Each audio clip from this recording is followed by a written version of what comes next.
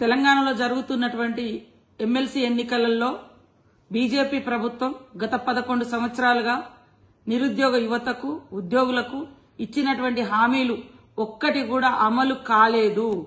సంవత్సరానికి 2 కోట్ల ఉద్యోగాలు ఇస్తామని చెప్పి మరి 200 ఉద్యోగాలు కూడా జిల్లాలలో ఇవ్వలేనటువంటి నిస్సాయ స్థితిలో ఈ రోజు నిరుద్యోగ యువతకు ఉద్యోగులకు జవాబు చెప్పుకోలేక మరి ఎలాంటి ఆయన దగ్గర సబ్జెక్ట్ లేదు, చెప్పుకోవడానికి అభివృద్ధి లేదు.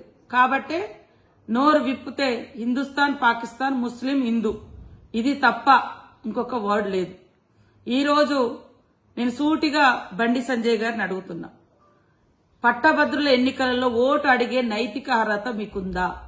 మీకు నిజంగా నైతిక అర్హత ఉంటే ఎన్ని కోట్ల ఉద్యోగాలు ఈరోజు తెలంగాణ ప్రాంతానికి గత 11 సంవత్సరాలుగా మీరిచ్చారు? ఎంత ఉపాధి కల్పించారు?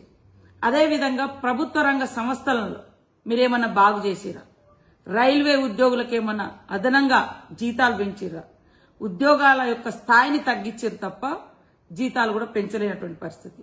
అదేవిధంగా ఉన్న ఉద్యోగాలను కూడా ప్రైవేటైజేషన్ చేశారు, కంపెనీలను ప్రైవేటైజేషన్ చేశారు.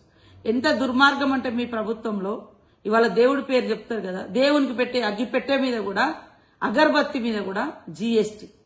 ఇవాళ ఈ దేశాన్ని అత్యున్నతంగా తీర్చిదిద్దేటువంటి వ్యవస్థ విద్యా వ్యవస్థ. మన భారతదేశం యొక్క మానవ వనరులు విద్య, ఇక్కడి నుంచే మన వనరులు తయారైతాయి. ఆ విద్య మీద మీ ప్రభుత్వము 18% జీఎస్టీ విధిస్తుంది. ఇంకా మీకు ఓటు అడిగే నైతిక అర్హత ఎక్కడదని నేను చెప్తా ఉన్నా.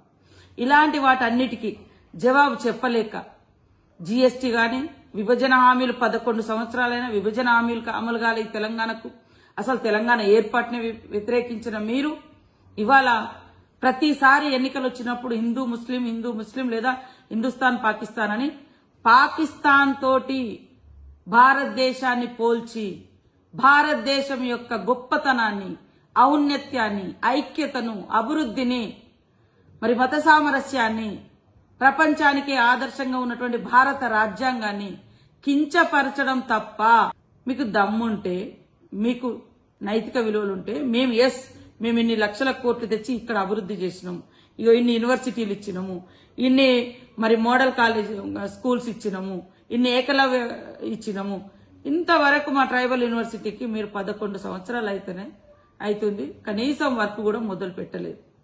కాబట్టి బండి సంజయ్ గారికి చెప్పుకోవడానికి ఏం లేదు. నిజంగా మీకు పాకిస్తాన్తో యుద్ధం చేయాలనుకుంటే భారత సరిహద్దుల్లో ఉన్నటువంటి సైనికుల దగ్గరికి వెళ్లి వారిని భుజం తట్టండి, వారి పోరాటంలో ఆ యొక్క యుద్ధంలో మీరు పాల్గొనండి.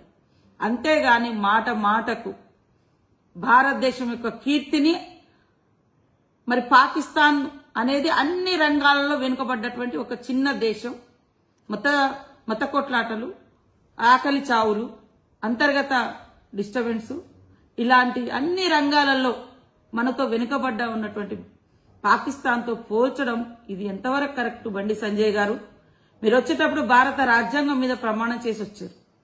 భారతీయులందరూ నా సోదరులే, భారత రాజ్యాంగాన్ని మనం కాపాడుతామని.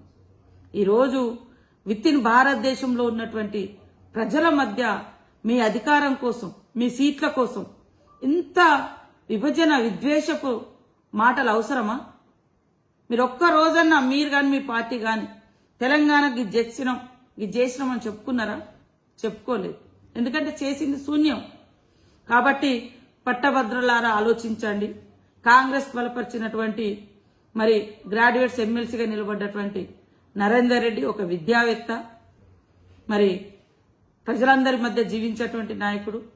ఈరోజు విద్యార్థులకు గాని డైట్ ఛార్జెస్ పెంచడం, నిరుద్యోగ యువతకు సంవత్సర కాలంలో 54,000 పైగా ఉద్యోగాలు ఇచ్చి రేపు మళ్లీ ఉద్యోగాలు కోడైపోగానే ఇవ్వడానికి మేము సిద్ధంగా ఉన్నటువంటి ప్రభుత్వాన్ని ఈరోజు మరి అత్యంత దారుణంగా విమర్శిస్తున్నటువంటి బీజేపీ నాయకుల నోర్లు మూయించండి.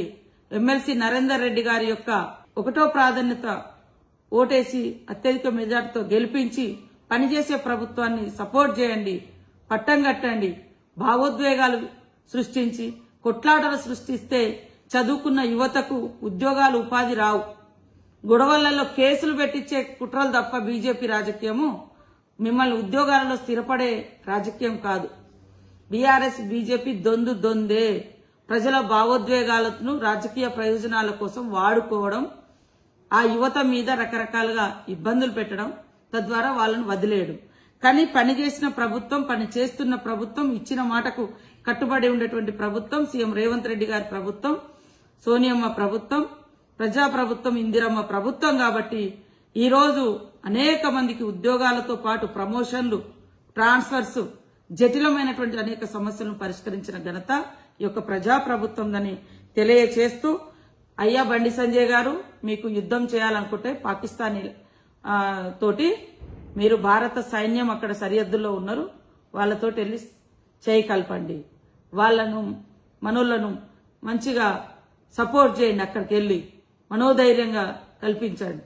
అంతేగాని వితిన్ దేశంలో, వితిన్ కంట్రీలో యుద్ధ వాతావరణం తీసుకొచ్చేటువంటి మాటలు, ఇదొక కేంద్ర మంత్రిగా భారత రాజ్యాంగం మీద ప్రమాణం చేసి వచ్చిన నీకు ఇది తగదు.